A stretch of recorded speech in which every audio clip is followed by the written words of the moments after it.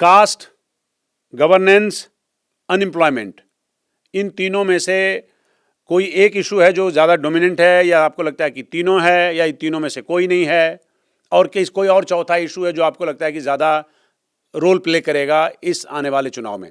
Unemployment number one. Unemployment बहुत बड़ा issue है, उसी से जुड़ा मुद्दा है। आप देखिए कि टीचर्स रिक्रूटमेंट में अब थोड़ी सी बहाली इन्होंने किया कि टीआरई 4 में हम 26,000 निकालेंगे, तो लोगों ने बीपीएससी के, बिहार पब्लिक सर्विस कमीशन के आगे धरना देना शुरू किया, संख्या बढ़ाई है। तो उनको एश्योरेंस दिया गया है कि हम बढ़ाएंगे। टीआरई, टीचर्स रिक्रूटमेंट एग्जाम 5 की बात चल रही है।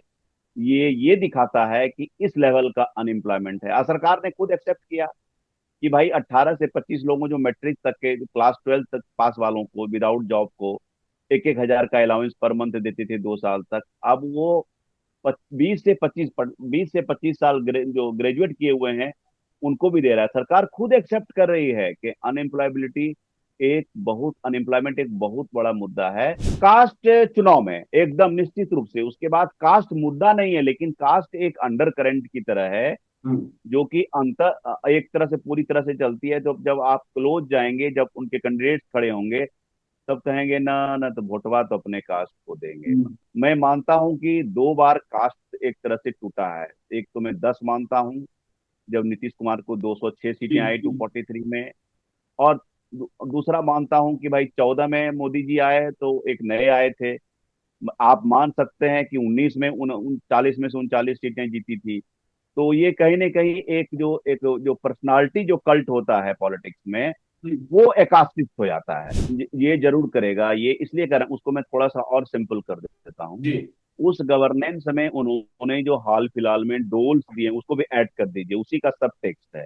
जैसे कि 125 megawatt free electricity, social security pension का 400 से 1100 पर मंथ कर देना, ये दो बड़े हैं। अभी देखिए, अब कंस्ट्रक्शन वर्कर को 16 लाख कंस्ट्रक्शन वर्कर को कपड़ा खरीदने के लिए 5,000 देना। तो इसी तरह के लगभग आंगनवाड़ी सेविका, आशा वर्कर्स, टोला सेवक, विकास मित्र, जितने भी जीविका समूह, जितने भी सरकार से जुड़ी हुई जो एक इंटरमीडिएरी का काम करती है पब्लिक और सरकार के बीच में, उन सबको देना एक गवर्नेंस का ही पार्ट है। तो मैं इसको ऐसे लेता हूं कि नीतीश कुमार ने जो अपनी जो कंस्टिट्यूएंसी है, गवर्नेंस ड्रिवन कंस्टिट्यूएंसी, और मोस्टली उसमें महिलाएं हैं, वो एक कास्ट न्यूट्रल कंस्टिट्यूएंसी उनका सबसे बड़ा स्ट्रेंथ है।